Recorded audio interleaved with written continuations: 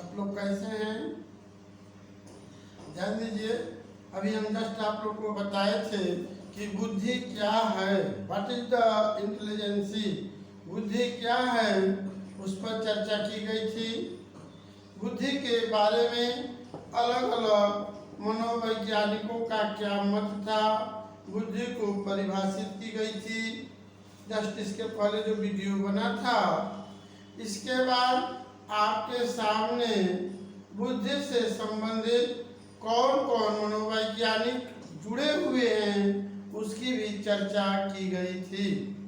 आज आपके सामने क्रमशः वीडियो बनता जाएगा। आज बुद्धि के प्रमुख सिद्धांतों की चर्चा होगी और बुद्धि मापन के सिद्धांत की चर्चा होगी। पीपीटी क्या, जैसे पेपर पेंसिल टेस्ट क्या है, उसकी चर्चा की जाएगी। समय के अनुसार धीरे धीरे बुद्धि का चैप्टर समाप्त होगा। आज आपके सामने हम आल्फ्रेड वीने द्वारा दिए गए बुद्धि के एक कारक सिद्धांत की चर्चा की जाएगी और स्पीयरमैन द्वारा दिए गए बुद्धि के द्विकारक सिद्धांत की चर्चा की जाएगी और आपका टर्मन के द्वारा दिए गए बुद्धि तालिका की भी चर्चा की जाएगी। ध्यान दीजिए सभी छात्र एवं छात्रा, बुद्धि क्या है? बुद्धि जो है एब्स्ट्रैक्ट है, अमूर्त प्रत्यय है, पीछे चर्चा हुई थी। और आपका फ्रीमैन ने बुद्धि को 3 तरह से परिभाषित किए थे, जैसे बुद्धि समायोजन करने की कला है और बुद्धि जो है आपका सीखने की योग्यता है और बुद्धि अमूर्त प्रत्यय है। अमेरिका के मनोवैज्ञानिक एडवर्ड एल थांडाई अपनी पुस्तक एजुकेशन साइकोलॉजी में बुद्धि को परिभाषित करते हुए कहा था कि बुद्धि अमूर्त प्रत्यय है और बुद्धि जो है आपका सामाजिक बुद्धि है और बुद्धि जो है स्थूल बुद्धि है। अब ध्यान दीजिए, आपका जो है टर्मन महोदय जो है आपका बुद्धि तालिका देते हैं, बुद्धि तालिका देते हैं।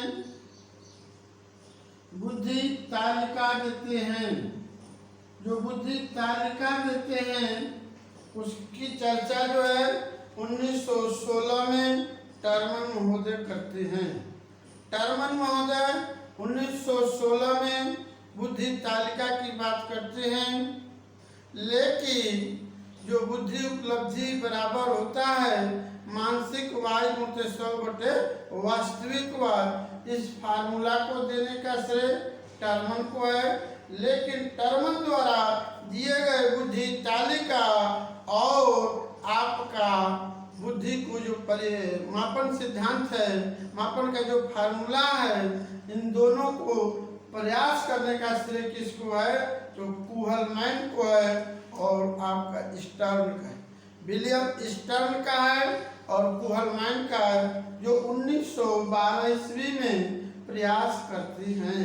लेकिन इसको जो है वैज्ञानिक एवं तार्किक ढंग से इस तालिका को देने का श्रेय किसको है? तो आप ध्यान दीजिए, टर्मन को है। टर्मन जो है 1916 में देते हैं। आप जैसे देखिए यहाँ से प्रश्न बनता है, सीटेट का प्रश्न बनता है, यूपी टेट जो सुपर टेट की परीक्षा होती है उसमें भी प्रश्न बनता है, टेट में भी प्रश्न बनता है, अदर राज्यों में भी प्रश्न बनता है जो टेट की परीक्षाएं हो रही हैं। कैसे प्रश्न बनता है? जैसे एक ग्रुप बनाइए, कोई बच्चा प्रतिभाशाली है, बोर्ड पर ध्यान दीजिए, कोई बच्चा प्रतिभाशाली है, कोई प्रखर है, कोई तीव्र है, उसके बाद कोई मंद है, कोई अल्प है और कोई जड़ है। इसमें ध्यान दीजिए, प्रतिभाशाली, प्रखर, तीव्र और मंद, अल्प और जड़ के बीच में एक आपका जो है औसत है, औसत बुद्धि लब्धि में आता है। ध्यान दीजिए, प्रतिभाशाली, प्रखर, तीव्र, मंद, अल्प और जड़ को रखा गया। कभी कभी यहाँ से भी प्रश्न बन जाता है कि टर्मन द्वारा दिए गए बुद्धि तालिका में सबसे नीचे कौन सा है? तो जड़ है, बीच में अल्प है, उसके ऊपर मंद है, सबसे मिडिल में क्या है? औसत है। सबसे प्रारंभ में प्रतिभाशाली है, दूसरे नंबर पर क्या है? प्रखर है, तीसरे नंबर पर क्या है? तीव्र है। इस तरह से भी प्रश्न बन जाते हैं, यानी इनका आर्डर तोड़ दिया जाता है, इनका क्रम तोड़ दिया जाता है, उल्टा सीधा लिख दिया जाता है, क्रम मिलाइए।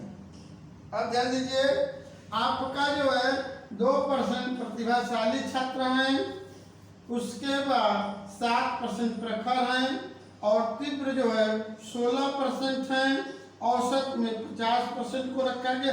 अब इस अंक को यहाँ उल्टा कर देना है। मंद में कितने हैं? 16% हैं, अल्प में कितने हैं? 7% हैं, जड़ कितने हैं? 2%। अब आपको याद करने के लिए क्या करना है? देखिए, बहुत सरलता है इसमें, इसी क्रम को आपको उल्टा कर देना है। जैसे आप देखें, पूरे विश्व में प्रतिभाशाली जो स्टूडेंट होते हैं उनका परसेंटेज कितना है? 2%। और जड़ बुद्धि वाले कितने हैं? 2%। अब ध्यान दीजिए, 2, 7, 16 ये अंक है, इसको आपको याद करना पड़ेगा। और 2, 7, 16 को यहाँ उल्टा कर दिएगा, 16, 7 और 2। छात्र समझने का प्रयास करें, यानी 2, 7 और 16, उसके बाद 50, फिर 16 आ जाएगा, फिर 7 आ जाएगा और 2 आ जाएगा, यानी इसी क्रम का उल्टा किया गया। यानी प्रश्न बन जाएगा कि जो मंद बुद्धि के बालक हैं पूरे विश्व में मनोविज्ञान के अनुसार उनके परसेंटेज कितने हैं? तो आप बोर्ड पर देखें कितने परसेंटेज हैं? 16% है। अल्प बुद्धि वाले कितने हैं?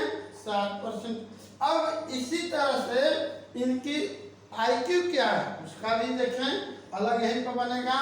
जैसे 130 से ऊपर जिनकी IQ है वो जो है प्रतिभाशाली है। कहीं कहीं बुक में 140 से अधिक रहता है, लेकिन अपनी बुक में हम जो गंगा प्रकाशन का बाल मनोविज्ञान है उसमें हम लिखेंगे 130+। ध्यान दीजिए, बहुत महत्वपूर्ण चर्चित किताब है डॉक्टर अरुण कुमार सिंह की, डॉक्टर SP गुप्ता की। तो ये लोग जो है कुछ आधार बुकें हैं इनके, डॉक्टर PD पाठक की, डॉक्टर मालती शाश्वत की। तो ये चर्चित पुस्तकें हैं, कुछ आधार वहाँ से भी हम बनाए हैं। और ध्यान दीजिए, अपनी बुक में हम लिखे हैं 130+, तो ये प्रमाणिक है। इसके बाद यानी 130 से ऊपर जिनकी IQ है उनका परसेंटेज कितना है पूरे विश्व में? 2%। यानी 130 से ऊपर जिनकी बुद्धि उपलब्धता है उनके परसेंटेज कितने हैं? 2% हैं। और वो कैसे विद्यार्थी होते हैं? प्रतिभाशाली। अब आपको कुछ करना नहीं है, यहाँ पर आप लिखेंगे 121 और आपका जो है ये चीज यहाँ आ जाएगा। यानी 121 से लेकर के 121 से लेकर के 130 के बीच में जिनकी IQ है, बुद्धि उपलब्धता है, वो जो है किस में आते हैं? किस श्रेणी बच जाते हैं? प्रखर में। उनके परसेंटेज कितने पूरे विश्व में? 7%। तालिका को याद करना पड़ेगा। तालिका से एक प्रश्न रहता है, CTET में, UP टेट में, सुपर टेट में या अन्य प्रतियोगी राज्यों द्वारा आयोजित अन्य प्रतियोगी परीक्षाओं में यहाँ से प्रश्न बनते हैं। 130+ 2% प्रतिभाशाली, 121 और 130 के बीच में 7% प्रखर। अब ध्यान दीजिए, ये चीज अभी यहाँ आ जाएगा आपका जो है 120, तो यहाँ क्या बनेगा? 111। यानी 111 से 120 के बीच में जिनकी IQ है उनको किस में रखा गया है? 16% में रखा गया। 16% का क्षेत्र किसके लिए है? तीव्र बुद्धि के लिए, 16% के लिए तीव्र बुद्धि के लिए है। अब ध्यान दीजिए 3 पॉइंट बन गया। अब ये चीज यहाँ आ जाएगा, आप 111 की जगह पर 110 रखेंगे और यहाँ क्या रखेंगे आप 90 रखेंगे। आप ध्यान दीजिए 90 से 110 के बीच में जिनकी IQ होती है, बुद्धि उपलब्धता होती है, वह जो है किस श्रेणी में 50% में, 50% में आपका जो है औसत बुद्धि वालों को रखा गया है। जो सामान्य बुद्धि वाले छात्र होते हैं, जनरल जो है छात्र जो होते हैं, उनकी IQ कितनी होती है 90% से लेकर के 110 के बीच में होती है। 90 से 110 के बीच में आपका जो है 50% छात्र हैं और ये तीव्र बुद्धि। अब आपको देखें मंद बुद्धि में ये अंक यहाँ आ जाएगा, ये 90 हो जाएगा और यहाँ 80 हो जाएगा, यहाँ 81 हो जाएगा। आप ध्यान दीजिए तो 81 से 90 के बीच जिनकी बुद्धि लगती है वो मंद बालक है, उनकी परसेंटेज कितनी है 16%। ठीक उसी तरह से आप ध्यान दीजिए ये अंक यहाँ आता है और यहाँ बनता है आपका 71, यानी 71 से 80% के बीच में जिनकी IQ है वो किस श्रेणी में आते हैं, अल्प बुद्धि में आते हैं और 60% ऐसे लोग हैं। पूरे विश्व में कितने हैं 60% हैं। अब ये अंक जो है यहाँ नहीं आएगा, यहाँ लिख देना है 71 से कम, 71 से कम। ध्यान दीजिए सभी छात्र लोग, अब वहाँ जो है ये नहीं लिखना क्या 70, सारणी को स्पष्ट रूप में दिमाग में कंसेप्ट बनाएं।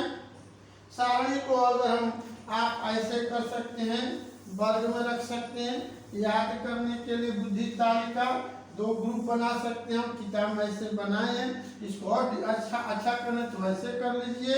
आप जैसे बोर्ड पर देखें ये पॉइंट आपका और क्लियर हो गया। इस तरह से जो है आपका जो है परसेंटेज बना, याद करना पड़ेगा, याद करना पड़ेगा। सभी छात्र ध्यान दें, इसको याद करना पड़ेगा। कई सभी प्रश्न बन सकते, कैसे प्रश्न बनेगा आपके सामने देखिए। सीटेट का प्रश्न बना कि प्रखर बुद्धि वालों की IQ कितना होती है, तो 121 से 130 के बीच में। प्रखर छात्र के प्रखर जो छात्र हैं उनकी IQ कितनी है, आपका जो है 121 से 130 है। ठीक उसी तरह से आपका जो है 111 से 120 वाले कौन से हैं, तीव्र बुद्धि वाले।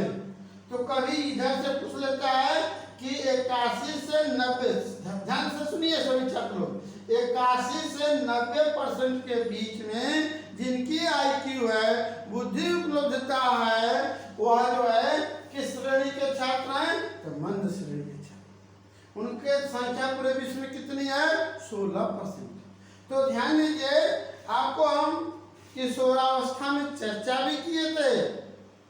किशोरावस्था पर सर्वाधिक अध्ययन करने का श्रेय किसको है, अमेरिका के मनोवैज्ञानिक आपका स्टैनले हॉल को है। और स्टैनले हॉल जो है अपनी पुस्तक एडोलसेंस में स्पष्ट उल्लेख करते हैं कि 16 वर्ष के बाद IQ का विकास नहीं होता है, अनुभव बढ़ता है, परिपक्वता बढ़ती है।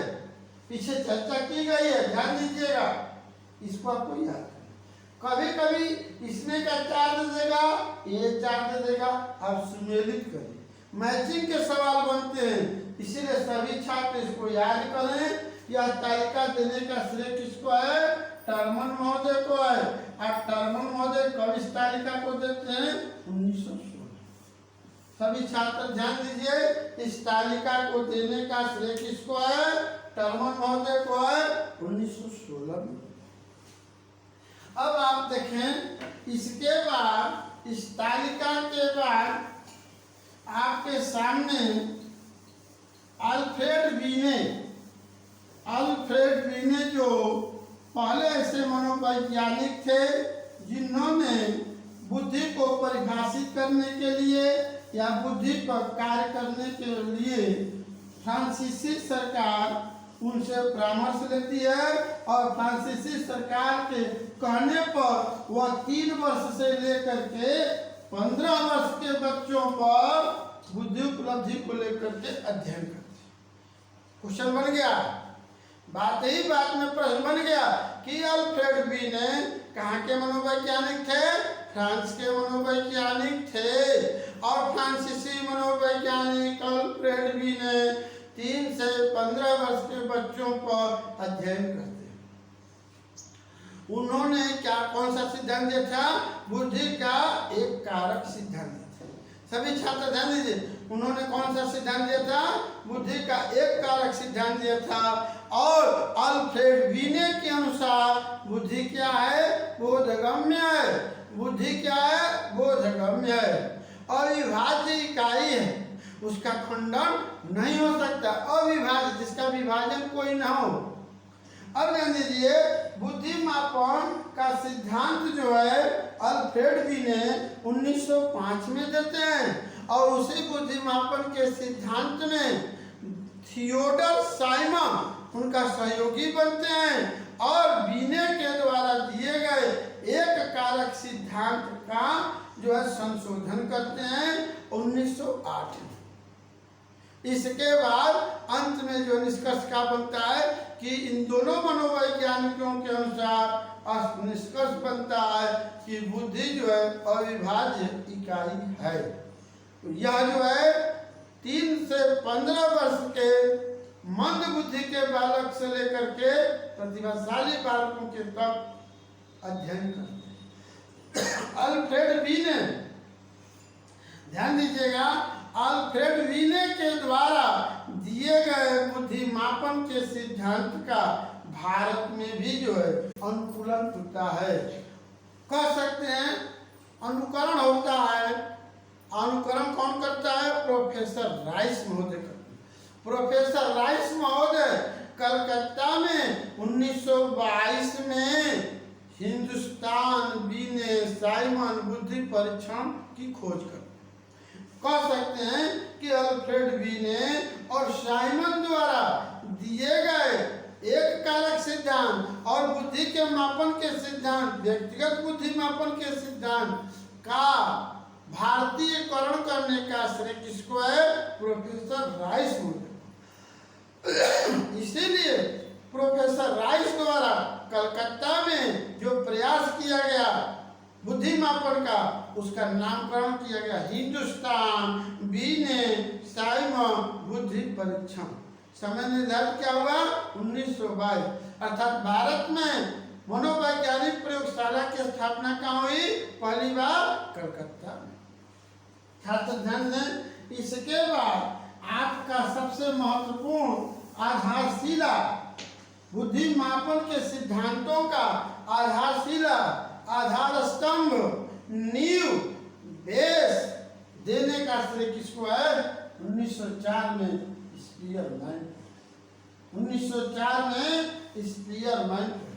कभी कभी छात्र लोग ध्यान नहीं देते हैं, कभी कभी सरलता से क्वेश्चन पूछ लिया जाता है कि स्पीयरमैन का संबंध किस देश से है? तो स्पीयरमैन का संबंध ब्रिटेन से है। स्पीयरमैन ने जो सिद्धांत दिया वह बुद्धि का द्विकारक सिद्धांत दिया।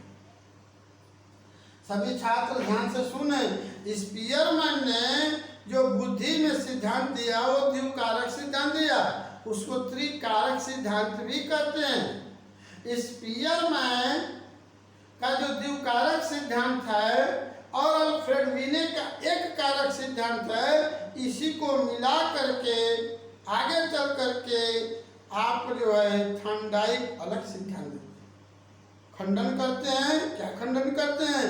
कि न बुद्धि एक कारक सिद्धांत है, न बुद्धि द्विकारक सिद्धांत है, बल्कि बुद्धि क्या है? बहुकारक सिद्धांत। आणविक रूप में है बुद्धि। थॉर्नडाइक ने दिया, कब दिया?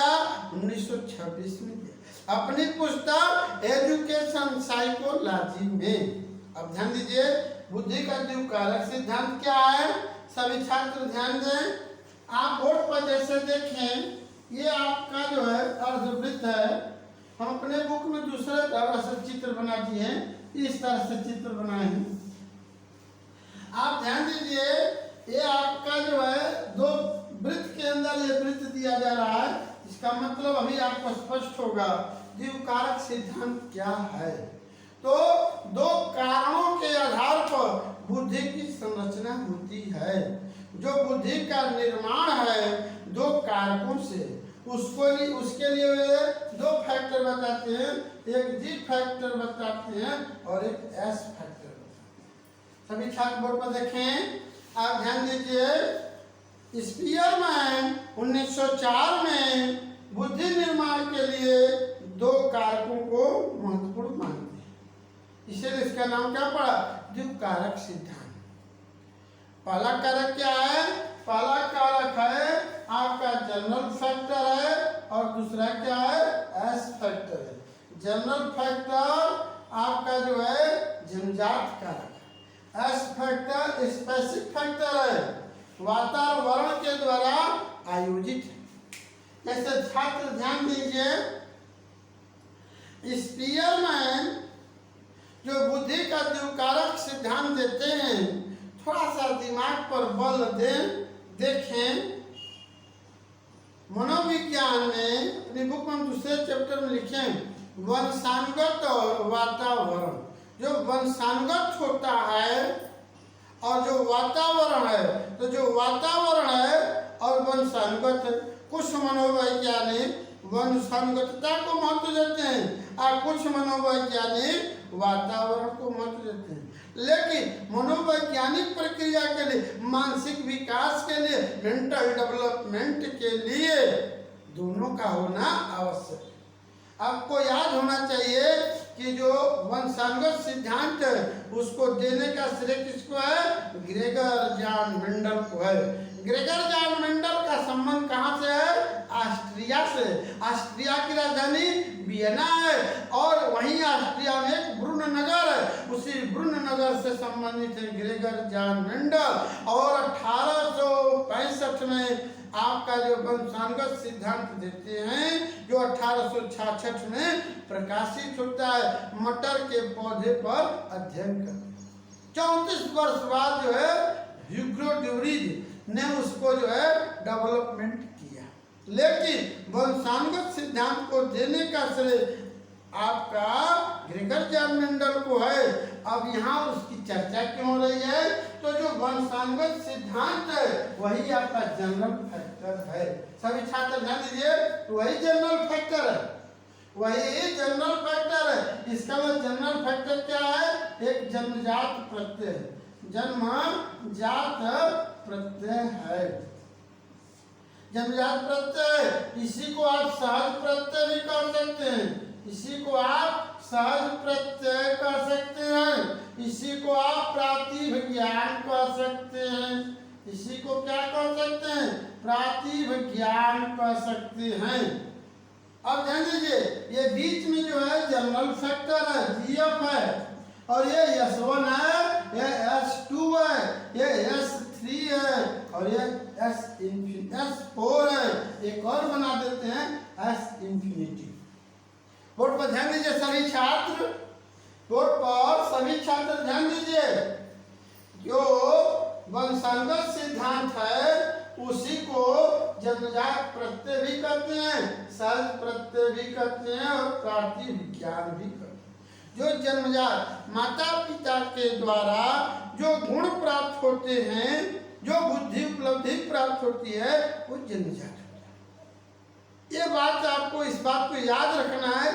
इस बात को ग्रेगर जॉन मेंडल भी कहते हैं और स्पीयरमैन भी कहते हैं। स्पीयरमैन 1904 में इसको बुद्धि में लेकर आते हैं और ग्रेगर जॉन मेंडल वंशानुगत और वातावरण में जोड़ते हैं। आपको एक मनोवैज्ञानिक याद होना चाहिए, बिहेवियर साइकोलॉजिस्ट हैं वुडवर्थ कहते हैं कि बीज में, जो चने का बीज है उसमें वृक्ष बनने की क्षमता है। चने के बीज में पौधा बनने की क्षमता है, वृक्ष बनने की क्षमता है, वो जन्मजात गुण है। लेकिन बाहर जगह से जब रिएक्शन करेगा, सूर्य का प्रकाश जब पड़ेगा, बाहर जगह का वातावरण उस पर प्रभावित करेगा, तभी वह जो है पौधा का रूप धारण। केवल जन्मजात कारकों के आधार पर आपका मानसिक विकास नहीं हो सकता। इस बात को सिद्ध किया गया स्पीयरमैन द्वारा 1904 में स्पीयरमैन क्या कहते हैं कि जनरल फैक्टर का संबंध जन्मजात प्रत्यय से, सहज प्रत्यय से, प्रातिविज्ञान से माता पिता के द्वारा यह प्राप्त हुआ है। इसमें जो है भेद हो सकता है। कोई बच्चा माता पिता से प्रतिभाशाली पैदा हुआ होगा, कोई प्रखर हुआ होगा, कोई तीव्र हुआ होगा, कोई औसत, कोई मान्य, कोई अल्प, कोई जड़। यानी वंशानुगत सिद्धांत के अनुसार या जनरल फैक्टर के अनुसार भेद है। सभी मनोवैज्ञानिकों की अवधारणा है, कंसेप्ट है, विचार है, विज्ञान है, प्रत्यय है, किसमें भेद है। लेकिन जो एस फैक्टर उसमें भेद नहीं होना चाहिए। एस फैक्टर का मतलब गुरुदेव या कह सकते हैं कि अध्यापक जब कक्षा में अध्ययन कार्य कराते हैं तो वह भेद नहीं करते हैं। क्लास में 50 छात्र बैठे हैं तो वह सभी को समान भाव से देखते हैं, समदृष्टि समान भाव से देखते हैं, तो वहाँ पर भेद नहीं है। यानी एस फैक्टर का में भेद नहीं है। एस फैक्टर क्या है? बाह्य जगत के वातावरण से आप ग्रसित करते हैं, अर्जित करते हैं। आपको याद होगा रूसो फ्रांस के जो राजनीतिक विचारक हैं वो अपनी पुस्तक ईमाइल में लिखते हैं यस बाह्य जगत के वातावरण से स्कूली विद्या में विद्यार्थियों से भेदभाव नहीं किया जा सकता है। इसमें सभी के समाज, सभी के साथ समभाव रखना आवश्यक है, रखना चाहिए। ये गुरुदेव की या अध्यापक लोगों का प्रमुख गुण है। तो ध्यान दीजिए, यस फैक्टर वातावरण से संबंधित है और जी फैक्टर वंशानुगत से। तो कोरिलेट हुआ कि नहीं हुआ? सभी छात्र ध्यान दीजिए, यहाँ से सीटेट का प्रश्न बन सकता है कि जो जी फैक्टर है किससे प्रभावित है? वंशानुगतता से प्रभावित है। और जो यस फैक्टर है किससे प्रभावित है? वातावरण से प्रभावित। अब ध्यान दीजिए, आपका जो है जी फैक्टर जन्मजात कारक है, सहज प्रत्यय है, प्रातिविज्ञान है, वंशानुगतता से जुड़ा है। इसमें परिभेद है, लेकिन S1, S2, S3, S4 में भेद नहीं है। S1 का मतलब आप प्रारंभिक स्तर में ज्ञान प्राप्त कर रहे हैं, S2 सीख रहे हैं, S3 सीख रहे हैं, S4 सीख रहे हैं। सीखने का कोई एज नहीं है, सीखने का कोई उम्र नहीं है। आप बाह्य जगत से, बाह्य जगत के वातावरण से जन्म के अंतिम पड़ाव तक आप विद्या का अर्जन कर सकते हैं। जीवन पर्यंत शिक्षा का होना आवश्यक है। किसके अनुसार? अरस्तु के अनुसार। अरस्तु अपनी पुस्तक पॉलिटिक्स में लिखते हैं कि शिक्षा का संबंध जीवन पर्यंत शिक्षा से है। तो जीवन पर्यंत मतलब क्या हुआ? S infinity. इसका मतलब क्या हुआ कि स्पीयरमैन ने जो जी फैक्टर और एस फैक्टर का जो सिद्धांत दिया उसका संबंध किससे है? वंशानुगत और वातावरण से। जी फैक्टर का संबंध जन्मजात कारक से, एस फैक्टर स्पेसिफिक फैक्टर का संबंध किससे? वातावरण से। स्पीयरमैन का मत है कि जब दोनों कारकों का समन्वय होता है तभी बुद्धि का विकास होता है। सभी मनोवैज्ञानिक अल्फ्रेड वीने, साइमन और स्पीयरमैन के बाद जितने भी मनोवैज्ञानिक हुए बुद्धि से, वो सभी कहीं न कहीं स्पीयरमैन के द्विकारक सिद्धांत से प्रभावित हैं। ये आपका द्विकारक सिद्धांत। किसी भी बच्चा को किसी भी प्रकार का कोई कमेंट करना हो तो आप गंगा प्रकाशन के YouTube चैनल पर कमेंट कर सकते हैं। धन्यवाद।